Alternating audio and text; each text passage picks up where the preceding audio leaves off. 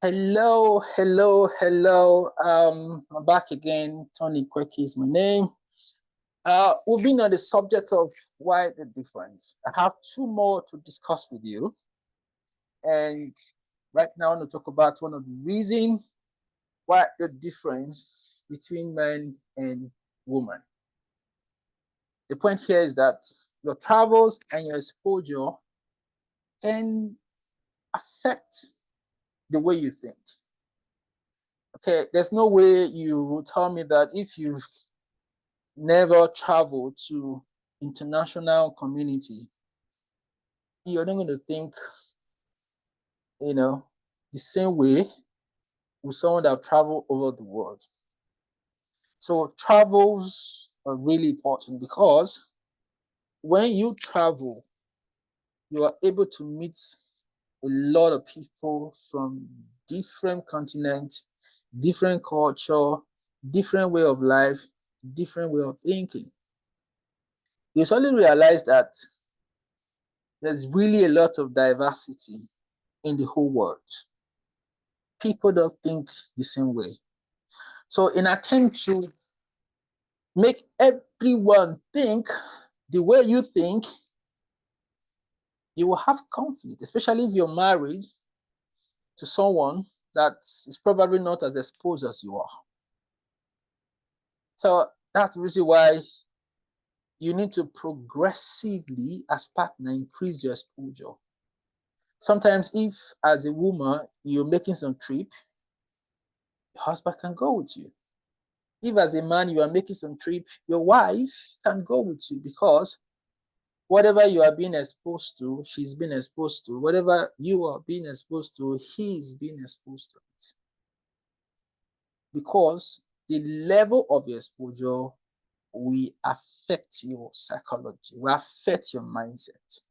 So by the time you're widely traveled, then you bring that mindset into a marriage to someone that is less traveled, your level of communication will be affected. So this is one of the reasons why we are different. Even though we might be genetically made in such a way, even though we may have an upbringing, but your exposure to the planet, your exposure to different people will continue to help you think differently. I grew up in a very suburb community where the thinking was quite different, but as I moved out of that community to another state where I had education, my thinking opened up. As I move on from there, moved to places like Abuja in Nigeria, Lagos in Nigeria, my thinking became different. So I moved out of the country, Nigeria, to places like London, to places like Birmingham, Kent, and other parts of the UK. My exposure and mindset has beginning to change also. So if assuming as now married to a lady that hasn't had similar exposure and we are together, we definitely have conflict. So that's the reason why you both parties need to work on your exposure if you need to understand your differences. So you can tell me in the comment section how to manage travels, exposure, and then your marriages. And if you've learned anything from this video, please also put a comment on the comment section. Okay, so travels, take some time out for holidays. I know that finances could be a reason why a lot of people doesn't want to travel, but I can tell you that it's worth it. It is worth it. So even if you cannot go to international community and environment, you could leave your city to another city. You could leave your state to another state. In so doing, you are getting exposed to different people. And once you are exposed like that, you know what to do.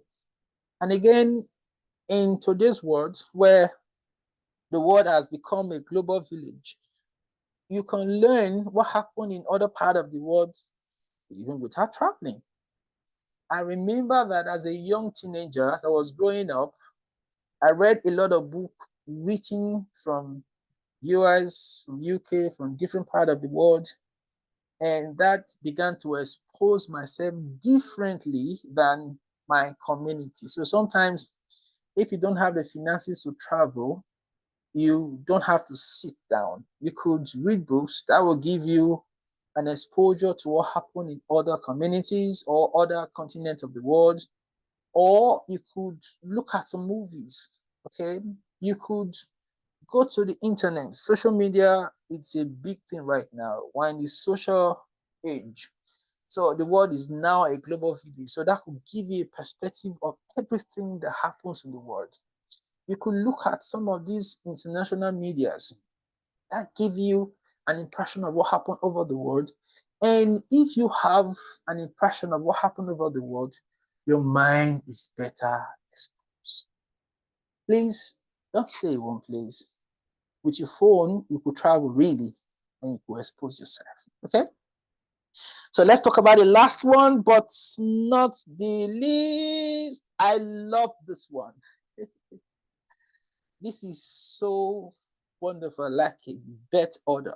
So people will say that it might not be the case, but I think that yes, bet order could be a reason why we are different. Remember, I said, even though we're genetically made up, the way we are brought up have an impact on us. So if you're the firstborn, secondborn, thirdborn, lastborn, or only child, yes, it has a way of affecting the psychology of everyone. Well, people may argue with this, but let me hear your opinion in the comment section. But I understand that the way first children are raised is such a way that they grow up to learn how to be very authoritative. Very authoritative. They want to take all the decisions. They want to say what happened.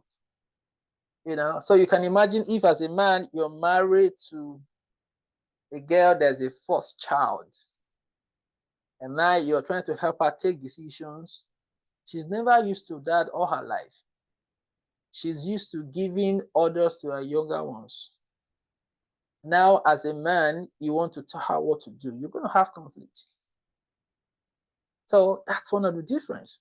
So the reason why you need to understand it is that if you do, it will help you to manage the situation. If you have a last child or second to last, okay, because the first child will like to take decisions, give order, manage a lot of things and all that. And they're usually very industrious because they support the mom a lot. The next child tend to behave like the first child. Then the last child, you know, by the time a last child is coming, everything is almost perfect in the house. So the last child receives a lot of care, less decision to make, less things to be done by herself or by himself. Because the first child, second child, and the parent tend to do a lot of things to make the last child to be comfortable. So when you see a last child, yeah, sometimes they tend not to know how to do everything. This is not the same for everyone. You need to understand that people have been able to train themselves where they can be anyone at any time. I said, this is the reason for our difference. I'm not saying that this is the reason why you are like that, but this could influence the reason why we are different. So when you see a last child, she expects that a lot of things are done for her, or this child before the last, or he or she expects that a lot of things are put in place for her because that's the way she has grown up, or he has grown up. While he was growing up, a lot of things were put in order for her. She hardly do so much because the first is there, the second is there. So once you're married to this kind of partner, the idea is not to change them because they've been like that all their life before you came together, husband and wife. The idea is to understand your difference and manage your difference. So birth order is important. But the middle child, most of the time, they could be very indecisive. They're neither here, they're neither there, but again, as you begin to become educated in life, you go through a lot of training, a lot of exposure, they learn how to take decisions for themselves. The point here is that birth order will have some impact on our differences. And if this is not properly understood, you may define your partner being authoritative because he or she has always been the first child that give orders to the younger ones.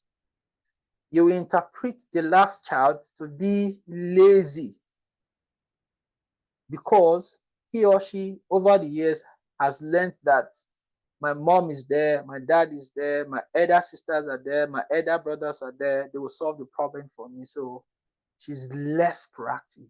He is less proactive. So once you understand these differences, you will learn how to manage your differences and live in marital bliss. So again, I am my wife. We love you so much. Stick to these channels. We'll continue to update more videos for you to learn how to live in marital bliss. Thank you. Love you all. Bye-bye. Bye. See you.